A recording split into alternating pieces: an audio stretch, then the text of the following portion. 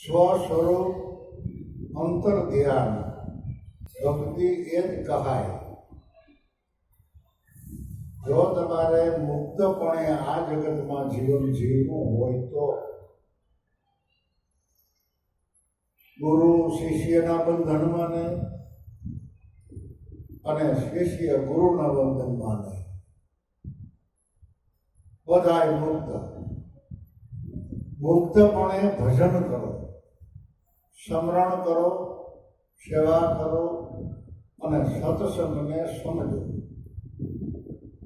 भक्ति नहीं आकाश में, भक्ति नहीं पाताल. जब मन की मनसा मरे तब भक्ति है रसा. भक्ति आकाश में नहीं, पाताल में नहीं, कोई कर्म कांड में नहीं, तीर्थ यात्राओं में नहीं, कोई सिद्ध थवाथी वे पेरवाथी पण भक्ति प्राप्त थाय नहीं. एम भक्ति કોઈનો દેહનું નામ જપવાથી પણ ન થાય.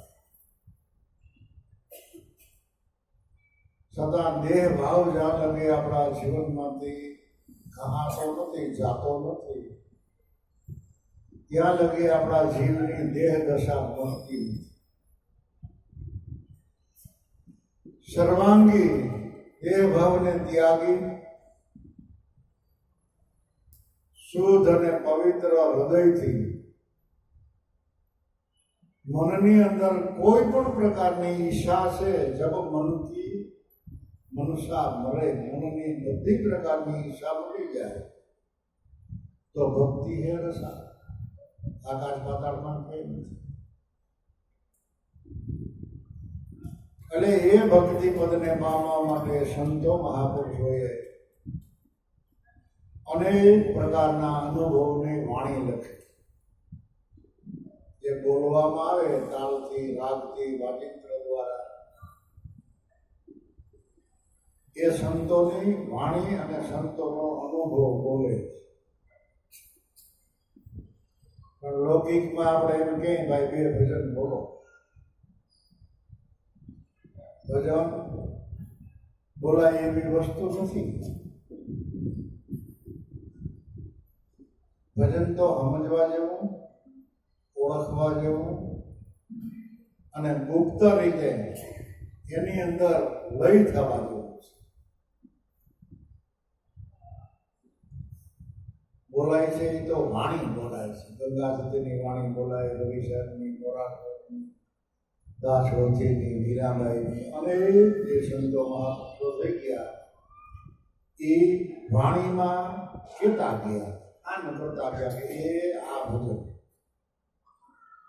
હવે તારે એ ભજનને જો પામવું હોય તો કોઈ મહાપુરુષોને ચરણે પહોંચી જાય, તન મન ધન અર્પણ કરી મન વચન કર્મને પ્રાપ્ત કરી લે. એટલું બધું સહેલું અને સરળ. આપણે મહાપુરુષોને દર્શને ગયા, ચરણે ગયા અને જેની ઘડીએ એને આપણે માથું અર્પણ કરી દઈએ, એના ચરણમાં મૂકી દઈએ, એટલે સંતો એનું મન આપણા હૃદયમાં મૂકી દે. એની અદ્રશ્ય કળા છે અને એનું મન જ આપણા મનને સમજાવે કે આપણી કોઈ તાકાત નથી આપણા મનને આપણે સમજાવીએ. તો ઘણા સમયથી આપણા ભેરું જતું મન, તા કોઈ સમજ્યું નહીં. એટલે મનને સમજાવવા માટે આપણે ગુરુને ચરણે માથું મૂકી દઈએ તો ગુરુદેવ એનું મન આપણા હૃદયમાં મૂકી દે. ત્યાર પછી આપણે તન પછી આપણું મન એના ગુરુને આપણે અર્પણ કરી દઈએ. પછી ગુરુનું મન આપણા હૃદયમાં કામ કરે અને આપણા મનને ગાળી અને મેંદો બનાવી, કૂણું બનાવી. આપણે તન અર્પણ કરીએ એટલે ગુરુદેવ મન અર્પણ કરે અને આપણે ગુરુદેવને મન અર્પણ કરીએ એટલે ગુરુદેવ આપણા હૃદયમાં વચનની સ્થાપના કરી દીધી.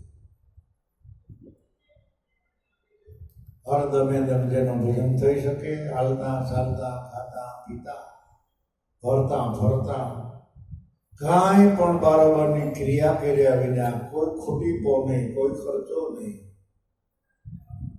કોઈ બીજાના સહકારની જરૂર નહીં. એકલા જો આપણી હાચવણી દાની તો હોય, આપણો ભાવ હોય, પ્રેમ હોય, તો ભજન થઈ શકે. કર્મ હોય તો પછી આપણે જ્યારે સદગુરુને ધન અર્પણ કરીએ ત્યારે સદગુરુદેવ એનું વિજ્ઞાનની તમે આપણને કર્મ અર્પણ કરો. ગુરુદેવ જ્ઞાન અને વિજ્ઞાન બે આપણને આપે કે જ્ઞાનની સમજણથી આ જગતમાં જીવન જીવવું અને વિજ્ઞાનની રીતે એ ભજન કરે. ઓટકંઠ હાલે નહીં, જેના શ્રેય સ્મરણ હોય, કહે કબીર એ કલ્પોને કલ્પના પૂછે નહીં.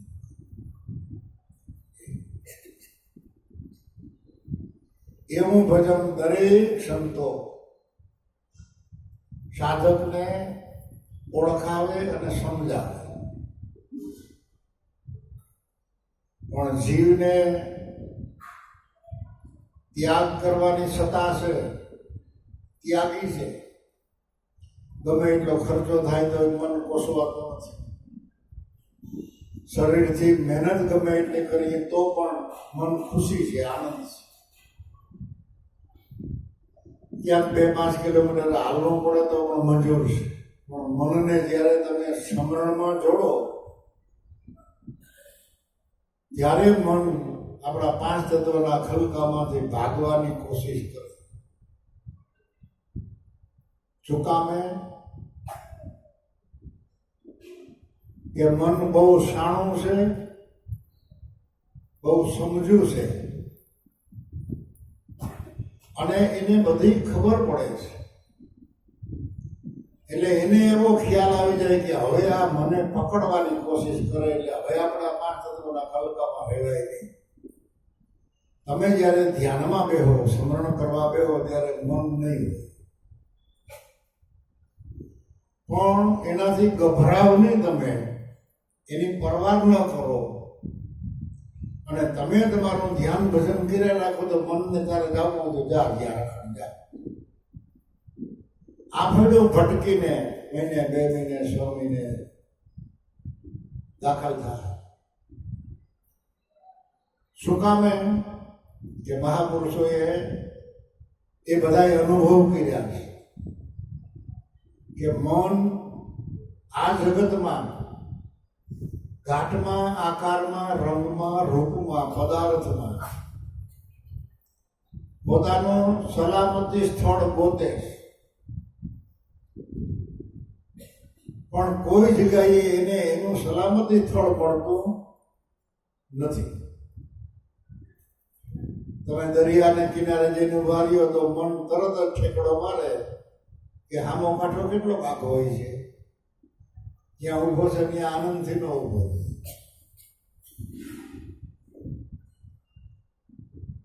એટલે મન ને તમે ગમે એવી આઈટમ આપો તો તરત જ આ ખૂણે ખૂણા તપાસી અને બારું નીકળી જાય કે આમાં મારું સલામતી સ્થળ નથી.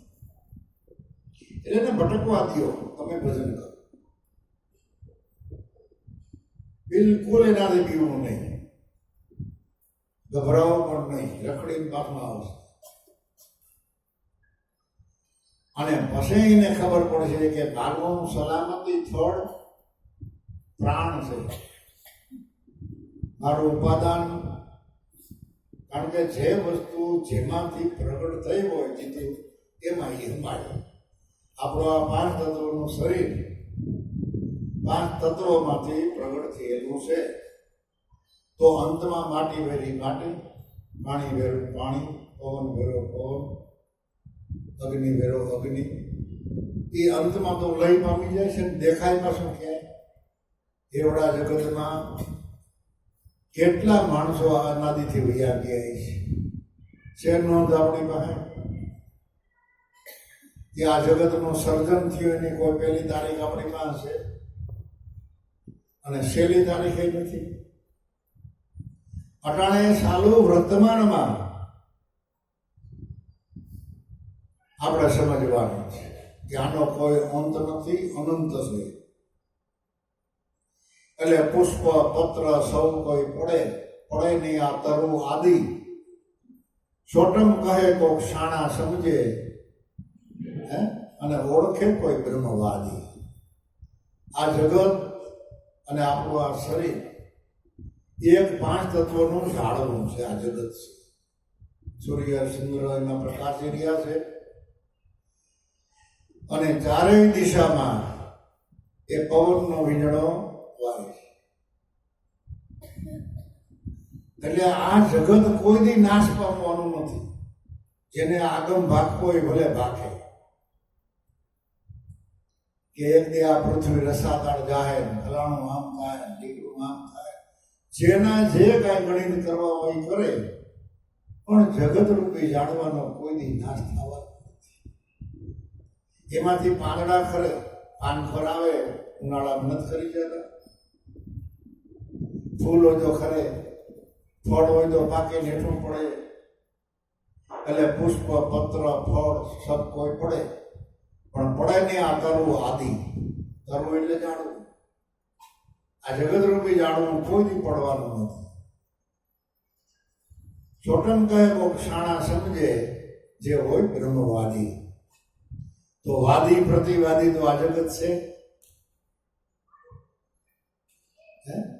તમે કોર્ટમાં જાઓ તો વાદી પ્રતિવાદી હોય.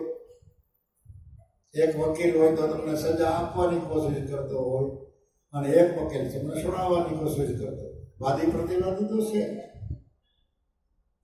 પણ તમે કાયમની માટે બ્રહ્મવાદી બનો. એના સાધક છો, પૂર્વની કમાઈવાળા છો. માંડ મનુષ્ય અવતાર મેળ્યો છે. આ અવતાર આપણો આ જગતના વ્યવહારમાં, આ ગળભાંગમાં, આ ત્રિવિધિના તાપમાં ક્યાંય ફહાઈ ન જાય, વેડફાઈ ન જાય, એની જે કાળજી રાખે અને સુખ ને દુઃખ આપણા પૂર્વના જે કરેલા કર્મને આધીન છે. એટલે ક્યારેક આપણે આનંદમાં હોય, ક્યારેક દોડધામ હોય, ક્યારેક બીમાર હોય, ક્યારેક ખરખરામાં જતા હોય, ક્યારેક લગ્ન કરવા જતા હોય. આ સંસાર વ્યવહારના અનેક પ્રકારના ઝીણા મોટા જે કામ છે એ આપણે સંસારી થઈ એટલે કરવા પડે. જો બાવા થઈ જાય તો ક્યાંયથી કંકોત્રી ના આવે, ક્યાંય ખરેખર ન જવાનું પડે. પણ એ તો નથી આપણે બીના. અને બાવા બનવાથી કાંઈ ભજન થઈ જાય એવો કોઈ જગ્યાએ ઉલ્લેખ નથી. તમે જ્યાં સુવો ત્યાં બેઠા બેઠા ભજન કરો. તમે તમારા સ્વરૂપને ઓળખો. આપ સ્વરૂપને જાણ્યા વિના, સંત શરણે ગયા વિના, આ બ્રહ્મવાદી વિના આ વૃક્ષને કોઈ જાણી શકે. એટલે આ જગતમાંથી હજી અત્યાર સુધીમાં કાંઈ ઘટ્યું નથી ને કાંઈ વધ્યું નથી. એક પાણીનું ટીપું ઘટ્યું નથી ને એક પાણીનું ટીપું વધ્યું નથી. એટલું ને એટલું આમનામ છે અને રહેવાનું છે. હવે એ જો આપણને સાચી સમજણ આવી જાય તો થઈ રહેવાની બીક ન રાખતા કે પછી શું કરશું. આ બાજરો 2 મણ ઘરમાં છે, ખાઈ લીધા પછી શું કરશું. આ કપડા પહેરાય તૂટી જાય તો પછી શું કરશું. બીતા નહીં, બધું મળી જવાનું. દુર્લભમાં દુર્લભ ન મળે એવી આઈટમ હોય તો મનુષ્ય ઉતાર વારે ન, બાકી બધું મળે. એટલે ભક્તિ પદને સમજવા માટે આપણે સંતોની સેવા પડે. અને ખાલી સેવા કરી લઈ દેખાવથી, રૂડું મનવી લઈ તો એમ પણ આ લઈ નથી. આટલા ભાવથી, દિલથી તન મન ધન અર્પણ કરીને, શુદ્ધ પવિત્ર પ્રેમથી જો આપણે એને ચરણે જઈએ તો પ્રેમને મનથી રાજી એવા પડકારા સંતોના છે, એમાં કરે થોડી ત્યાંથી તો પ્રેમ પ્રગટાવો ને. એટલે ખાવામાં પ્રેમ, હરવા ફરવામાં પ્રેમ, પહેરવા ઓઢવામાં પ્રેમ, હળવા મળવામાં પ્રેમ, ધંધામાં પ્રેમ, તો સાથોસાથ ભક્તિમાં પ્રેમ રાખો. મહાપુરુષોને મળવામાં પ્રેમ રાખો. કારણ કે પ્રેમ સ્વરૂપ જ એને વશ કરી શકે એમ છે. અને પ્રેમ એ સ્વરૂપ એનું જ છે, એનું પરિબ્રહ્મ પરમાત્મા આનંદ સ્વરૂપ, પ્રેમ સ્વરૂપ જ સદગુરુદેવ છે. એટલે મહાપુરુષોનો એવું નિદાન છે, એવો પડકારો છે કે આ સૌદે બ્રહ્માંડમાં દયાળુમાં દયાળુ જો હોય, સર્વ ઉપર જેની દયા, મીઠી નજર અને કૃપા હોય તો એક સદગુરુ દેવ. સદગુરુ સમાન આ જગતમાં કોઈ દાતાર નથી. તો સદગુરુ કેવા કે નહીં? સદગુરુ તમે નથી, સદગુરુ હું નથી. અનંત ને અપાર જે ભજનના મહાત્માઓ હતા એની બધી ગુરુના ગુણ ગાયા છે. પણ આપણે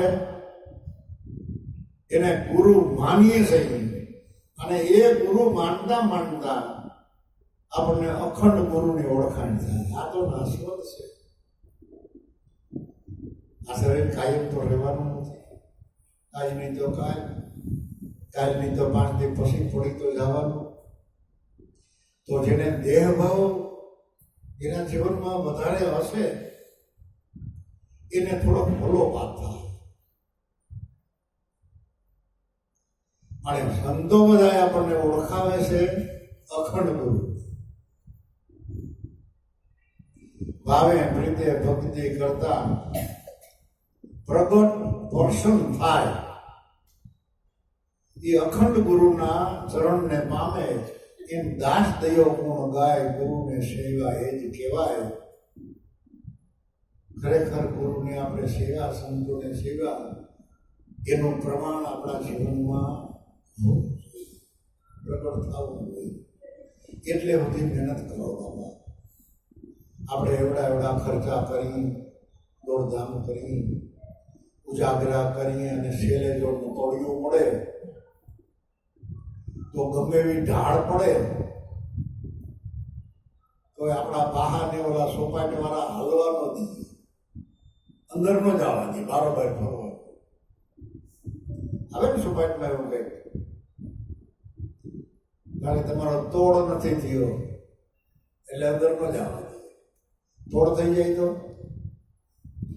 તો અંદર જવાય. તો આપણો તો તોડ થઈ ગયો, સદગુરુ મળી ગયા એ તોડ થઈ ગયો. અને ઢાળે હારી પડે છે. ડગલે ડગલે હાલો, જેટલા દાણા પડે એટલા, 1 દાણો પડે તો 1, 2 દાણા પડે તો 2. પછી હાલતા હાલતા ક્યાંય વિહામાં આવે તો ત્યાં જ સોવી જાવ. ઉતાવળે ન કરવી, હિંમતે ન હારવી, અને કોઈની સાડે ન કાપવી. ભલે ને મોય ગયો જાય તો મોવા. આપણે આપણા રસ્તા ઉપર સહી કે નહીં એની ખાસ કાળજી રાખવી. રસ્તો મૂકીને ક્યાંય અડાવડો વિહામો ન ખાવો. રસ્તાને કાંઠે જાડું મોટું ઝાડવું આવે, સાંઈનો થોડોક હોય, થાક લાગ્યો હોય, પાણીનો ઝરણો હોય તો ત્યાં પાણી પી થોડોક વિહામો ખાય, કરી પાછા આપણી યશિયત પ્રમાણે. એટલે ભક્તિ અને મુક્તિ એ બેયનું સ્વરૂપ એક જ છે, નામ મોખા. બરાબર? અને ભક્તિમાં મોહ નથી. જ્ઞાનમાં કદાચ મોહ થવો હોય તો થાય. જ્ઞાન કર, જ્ઞાન કર, જ્ઞાન કો જ્ઞાન કર, તલવાર की धारदार लागता न लागे बार, વેરી કો મારસાર આપને ઉગારી અંતરના ધ્યાન. તો અંતરનો ધ્યાની બન. આપણું જ્ઞાન આપણને કદાચ તલવારની ધાર જેવું છે, આપણે તલવાર ફેરી રાખતા હોય ને કદાચ બેદરકારી હોય અને ગફલતમાં રહી જાય તો થાક લાગી જાય કે ન લાગી જાય. તો સતનામની સમજણ તો કામને, ક્રોધને, લોભને, મોહને, મમતાને, હું-પદને મારવા માંગે છે. તો જ્ઞાનને કાયમની માટે જ્ઞાનમાં રાખવી, જ્ઞાનરૂપી તલવાર. તો જ્ઞાનરૂપી તલવારનો જ્ઞાન એ સદગુરુ સ્વરૂપનું ધ્યાન. બે ધ્યાની બેઠા તો અટવાય અને ધ્યાની બને.